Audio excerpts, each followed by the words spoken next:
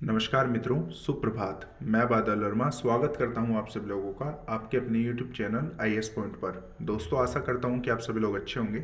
तो जैसे कि आप लोगों को पता ही होगा, हम लोग आज डिस्कस करने वाले हैं वर्ल्ड हिस्ट्री के बारे में, जो कि हमारी कक्षा 10 की NCERT का अध्याय 1 है।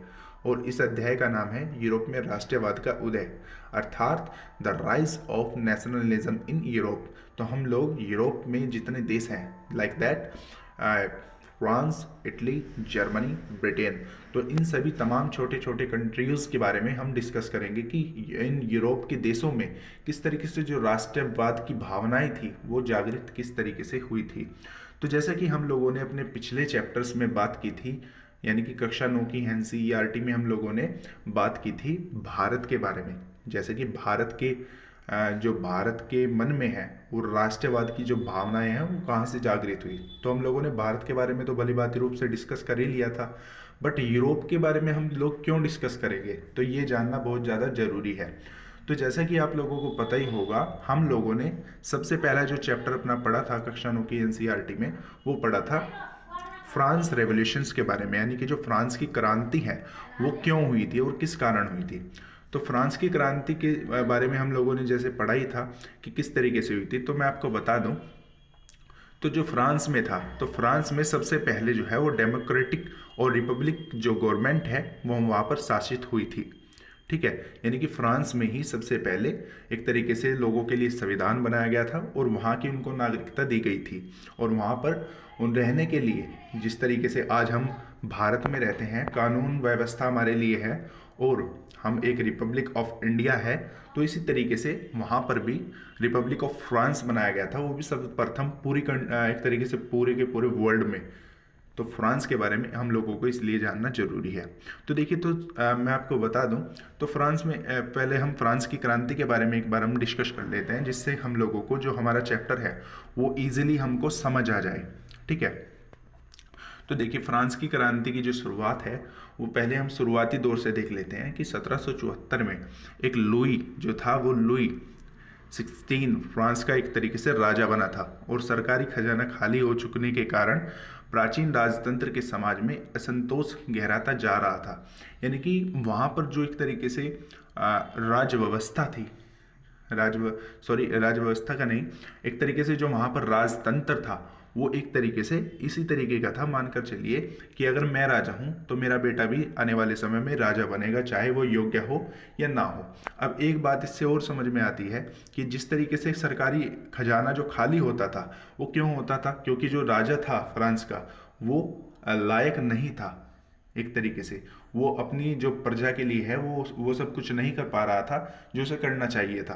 क्योंकि जो फ्रांस के राजा थे, जैसे कि हमने फ्रांस की क्रांति के बारे में पढ़ा था, तो फ्रांस की क्रांति में हम लोगों ने देखा था कि वो अपने पैलेस को सजवाने के लिए बहुत सारी जो एक तरीके से मुद्रा है वो खर्च कर दिया करते थे। यानी कि अपनी फैसिलिटीज़ के लिए वो सारा का सारा जो सरकारी खजाना है वो खर्च किया करते थे। ठीक है, तो इसलिए वो अच्छे से जो है और राजतंत्र को नहीं चला पाए। तो इसीलिए वहाँ पर लोगों ने एक तरीके से उसका विरोध किया और वहाँ पर उन्होंने एक तरीके से तोड़ा फोड़ी शुरू कर दी। तो पहले हम लोग डिस्कस ये भी कर लेते हैं कि एक तरीके से जो फ्रांस था वो किन तरीके से समाज में बटा हुआ था। जैसे कि भारत के बारे में हम लोग जानते हैं कि भारत का जो एक तरीके से देश है वो एक तरीके से जातियों जातियों में बटा हुआ है, जैसे OBC, SC, ST और जनरल। तो इसी तरीके से फ्रांस जो है वो भी वहाँ पर एक तरीके से एस्टेट्स में बटा हुआ है। हमारे यहाँ तो जातियाँ होती है कि जातियाँ एक तरीके से क्या है, OBC, जनरल या SC, ST, बट वहाँ पर फ्रांस में क्या है कि फ्रांस एस्टेट्स में बटा हुआ है। जैसे फर्स्ट एस्टेट में है हमारा पादरी वर्ग।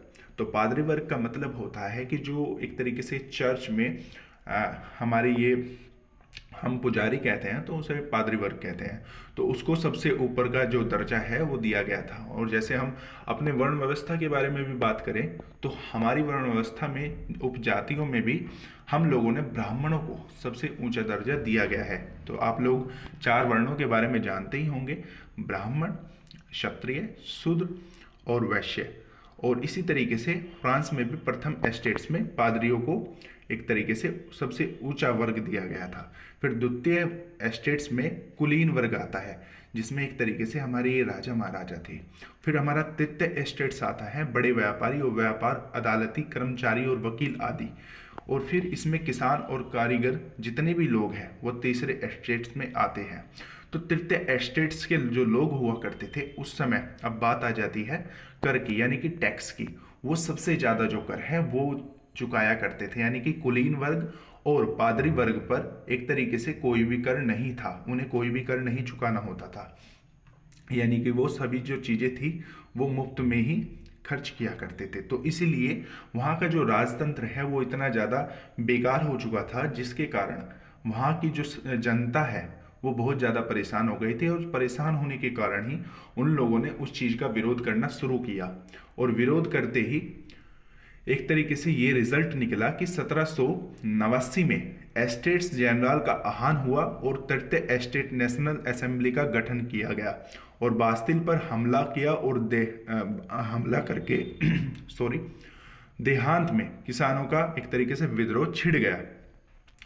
तो फिर बाद में हुआ क्या कि 1791 में फ्रांस में इसी तरीके से दंगे चलते रहे। फिर 1791 में जो है वो सम्राट की शक्तियों, यानी कि जो राजा की शक्तियां थी, उन पर अंकुश लगा दिया गया और सभी मनुष्य को मूलभूत अधिकार प्रदान करने के लिए संविधान बनाया गया।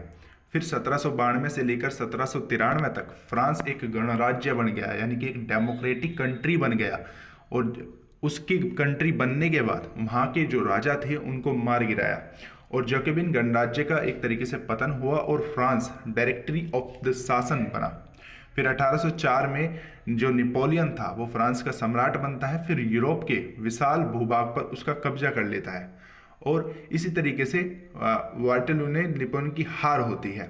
और नेपोलियन की हार के बाद एक तरीके से जो संपूर्ण फ्रांस है वो एक तरीके से डायरेक्टरी ऑफ शासन के अंतर्गत आ जाता है, यानी कि वहाँ पर भी एक रिपब्लिक ऑफ फ्रांस बन जाता है। और वहाँ पर भी जिस तरीके से आज वर्तमान समय में भारत में एक तरीके से डेमोक्रेटिक सरकार है, रिपब्लिक ऑफ इंडिया है, उसी तरीके से रिपब्लिक ऑफ फ्रांस और वहाँ पर भी एक जो है डेमोक्रेटिक गवर्नमेंट का एक तरीके से उदय हुआ।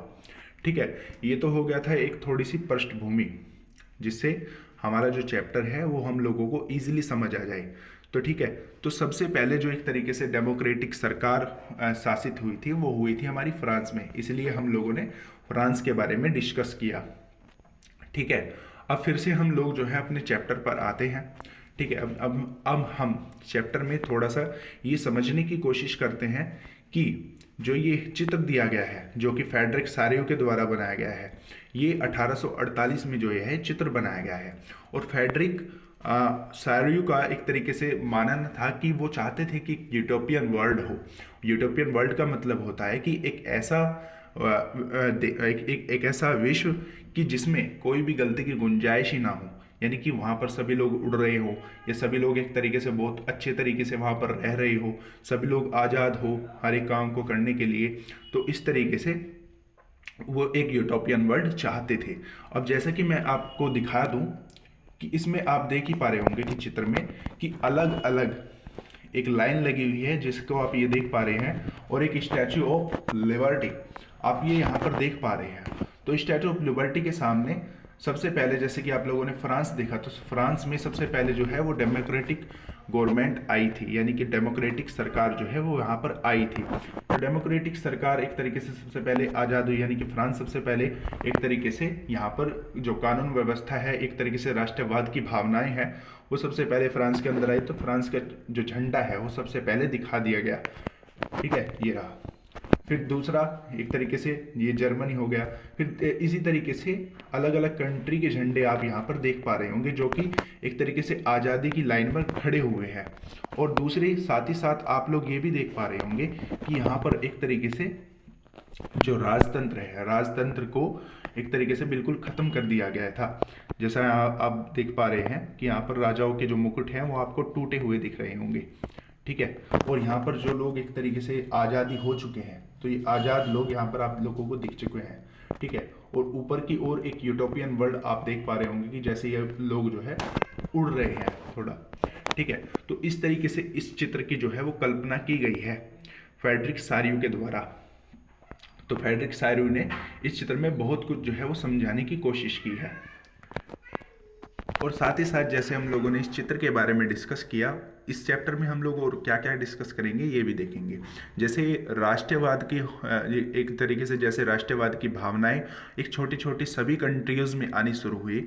जैसे कि हमारे विश्व में बहुत सारी कंट्रियां हैं, तो इन सभी कंट्रियों में किस किस तरीके से राष्ट्रवाद की जो भावनाएं हैं वो पनपी थी, और इनको लेकर के क्या क्या चैलेंजेस जो है उनके सामने आए, और बात करेंगे कि ये किस तरीके से, यानी कि हाउ डीज थिंग्स इन्वॉल्व, तो यानी कि किस तरीके से इन्वॉल्व हुई। और हम बात करेंगे emergencies of national states of replacings, यानी कि जो नेशनल स्टेट्स हैं वो किस तरीके से स्थापित किए गए। तो इस चैप्टर में ये सभी जो चीज़ें हैं वो हम लोग डिस्कस करेंगे। ऑलराइट, तो जैसे कि अभी हम लोगों ने डिस्कस कर ही लिया है कि जो फ्रांस की क्रांति हुई थी वो एक तरीके से ये क्लियर करने के लिए हुई थी, यानी कि जो राष्ट्रवाद की जो भावना थी वहाँ पर 1789 में ही आ गई थी, यानी कि नेशनलिज्म का जो उदय था वो 1789 में हो ही गया था। ठीक है, फिर धीरे धीरे से जैसे एक तरीके से फ्रांस जो है वो डेमोक्रेटिक कंट्री बना, तो धीरे धीरे से फ्रांस ने अपना, जैसे हर एक संविधान, जैसे भारत था, भारत आज़ाद हुआ था, यानी कि राष्ट्रवाद की एक तरीके से भावना भारत के अंदर जागृत हुई थी, तो भारत ने जरूरी समझा कि उसका एक तरीके से राष्ट्रीय गीत हो। ठीक है, उस फिर एक तरीके से उसने सोचा कि एक तरीके से उसका एक संविधान भी हो, जैसे कि जिसको हम जानते हैं भारतीय संविधान के नाम से, यानी कि कॉन्स्टिट्यूशन ऑफ इंडिया के नाम से। और फिर एक चीज़ और चाहिए, जैसे कि हमारा सबसे इम्पोर्टेंट होता है कि राष्ट्रीय ध्वज। तो इसी तरीके से फ्रांस में ये सब चीज़ें जो थी वो सबसे पहले वर्ल्ड में हो चुकी थी, और उसी को लेकर के जितनी भी ये भावनाएं हैं और ये एक तरीके से राष्ट्रवाद की एक तरीके से दृष्टियाँ हैं वो पूरे वर्ल्ड में देखी गई, यानी कि कहीं ना कहीं फ्रांस की जो क्रांति है वो पूरे देश के लिए बहुत ज़्यादा उपयोगी साबित हुई थी। ठीक है, तो इसी के साथ अब हम चैप्टर के बारे में बात करते हैं। तो जैसे कि आप ये लोग देख ही पा रहे होंगे कि 1848 में एक फ्रांसीसी कलाकार ने, फ्रेडरिक सायरू ने, चित्र के द्वारा ये एक यूटोपियन वर्ल्ड को दर्शाने की कोशिश की है। तो इसमें सभी उम्र के सामाजिक वर्गों के स्त्री और पुरुष जो है वो लंबी कतार में लगे हुए हैं और स्वतंत्रता की प्रतिभा की वंदना करते हुए जा रहे हैं, जैसे कि मैंने अभी आप लोगों को बताया।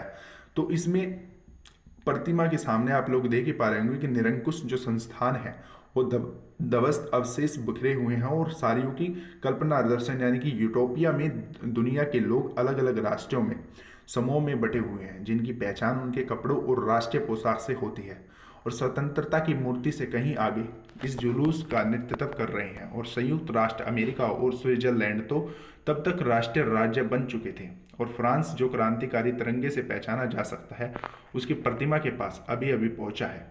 उसके पीछे जर्मन के लोग जो है वो काला, लाल और सुनहरा झंडा थामे हुए हैं। यह दिलचस्प है कि जिस समय सारियों ने यह छवि निर्मित की उस समय जर्मन लोग तब तक एक संयुक्त राष्ट्र का हिस्सा नहीं बने थे।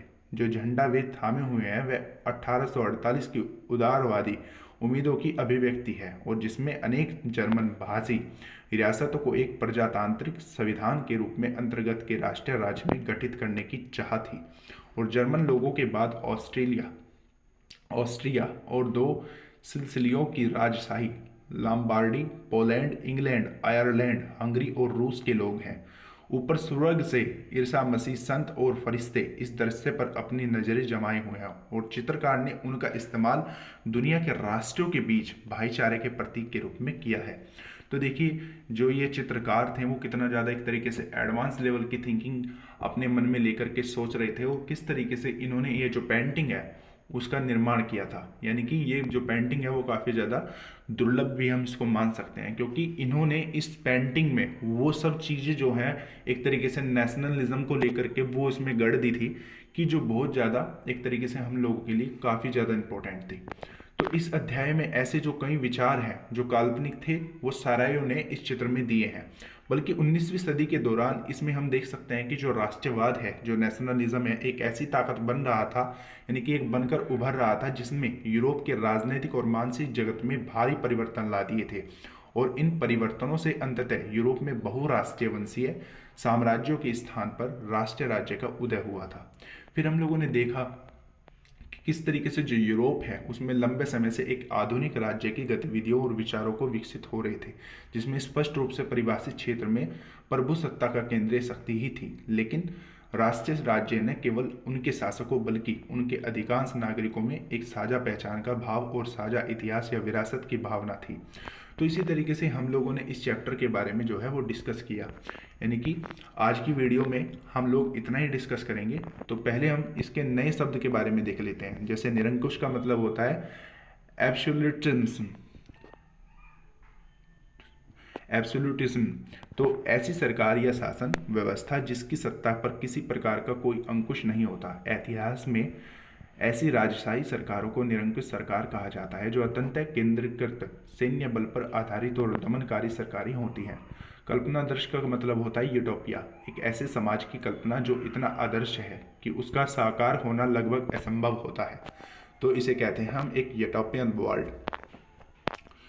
तो अर्नेस्ट रेनन राष्ट्रीय क्या है? तो अर्नेस्ट रेनन राष्ट्रीय जो है वो फ्रांसीसी दार्शनिक रेनन राष्ट्रीय यानी कि 1823 से लेकर 1892 में 1882 में सावान यानी कि विश्वविद्यालय में दिए गए एक व्याख्यान में राष्ट्रीय की अपनी समझ को प्रस्तुत किया। तो बाद में इस व्याख्यान का एक प्रसिद्ध निबंध के रूप में छापा गया, जिसका शीर्षक था राष्ट्रीय क्या है, द क्वेश्चंस एंड क्यून एंड न्यू नेशंस। इस निबंध में रेनन अन्य लोगों द्वारा प्रस्तावित इस विचार की आलोचना करता है कि राष्ट्रीय समान भाषा, नस्ल, धर्म या क्षेत्र से बनता है। तो इसी तरीके से इस चैप्टर के बारे में और हम जो लोग हैं वो अपनी नेक्स्ट वीडियो में डिस्कस करेंगे यहीं से, ठीक है। तो अगर आपको इस चैप्टर को लेकर कोई भी डाउट है या कोई भी एक तरीके से आपका कोई संदेह है तो आप हम लोगों को कमेंट कर सकते हैं। आज के लिए बस इतना ही। अपनी नेक्स्ट वीडियो में हम लोग यहीं से डिस्कस करेंगे इस स्रोत से ही, और इन नए शब्दों को भी हम देखेंगे। और फिर हम कल की इस वीडियो में हम डिस्कस करेंगे फ्रांसीसी क्रांति और राष्ट्रीय का जो विचार है वो कहाँ से आया। तो इस चैप्टर में जो हम लोगों ने है आज की इस वीडियो में एक पृष्ठभूमि जो है वो तैयार की है कि एक तरीके से जो हुआ था, एक तरीके से जो फ्रांसीसी रेवोल्यूशन हुआ था वो क्यों हुआ था, और राष्ट्रवाद की जो भावनाएं हैं वो विश्व में किस तरीके से जो फैली थी, ठीक है। तो इस चैप्टर में एक पूरी पृष्ठभूमि जो है हम लोगों ने वो तैयार कर ली है, बट हम लोग कल की वीडियो से इस चीज़ को डीपली समझना शुरू करेंगे। तो इसी के साथ हैव ए गुड डे, जय हिंद।